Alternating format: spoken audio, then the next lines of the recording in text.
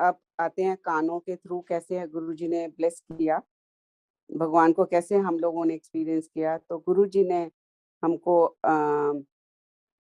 इतनी ब्लेसिंग दी, लाइक इस लायक समझा कि कई बार जैसे मैंने बताया कि बहुत देर तक गुरुजी हमको बिठाए रखते थे। जब हम शुरू में आए तो उस साल बहुत फॉग पड़ी थी, इतनी फॉग, घनी फॉग थी। और डीएलएफ उस समय बिल्कुल बसा नहीं था, और वो रास्ता बिल्कुल ऐसे होता था, फॉग से भरा हुआ। इतनी फॉग मैंने इंडिया में किसी साल नहीं देखी जो उस साल देखी।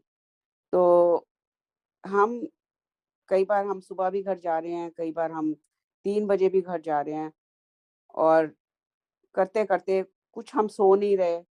कभी घर आके भी उसी ही डिविनिटी में रहते थे, और दोनों हम बीमार थे, हस्बैंड वाइफ, और फिर भी हम फ्रेश उठ रहे हैं सुबह, चाहे हम आधा घंटा भी उसी दुनिया में ही होते थे। सोना तो क्या होना था। तो फिर वही अपने रूटीन में, फिर वही 6:30 बजने फिर निकलते चले जाते थे। और गुरुजी के वचन सुने कि भाटिया आंटी आगे आगे और अंकल पीछे पीछे, बुए और बुए थे खिड़कियां बंद कर दा अंदर।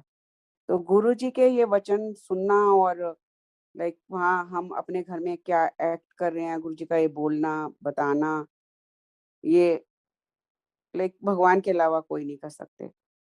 तो गुरुजी ने फिर एक दिन बोला कि एक दिन हम लोग बिल्कुल जब आपस में सुबह बोल रहे हैं कि आज इतने दिन हो गए, 40 दिन या महीना हुआ था कुछ इस तरह से, कि ना हम सोते हैं, और हम कौन सी दुनिया में हैं, हम कहाँ हैं, और हम इतने फ्रेश कैसे रहते हैं, और हम इतनी फॉग में घर कैसे आते हैं।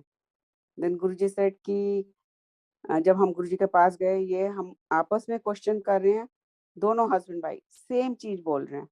और जब गुरुजी के पास जाते हैं एम्पायर स्टेट में, और गुरुजी वही बात रिपीट करते हैं और कहते हैं, आंटी मैं ते तुहानू घर तक छोड़ के आना वा। गुरुजी हर संगत को घर तक छोड़ के आते थे, क्योंकि वो भगवान है। वो तो सबके रखवाले हैं, सबके पालनहार हैं।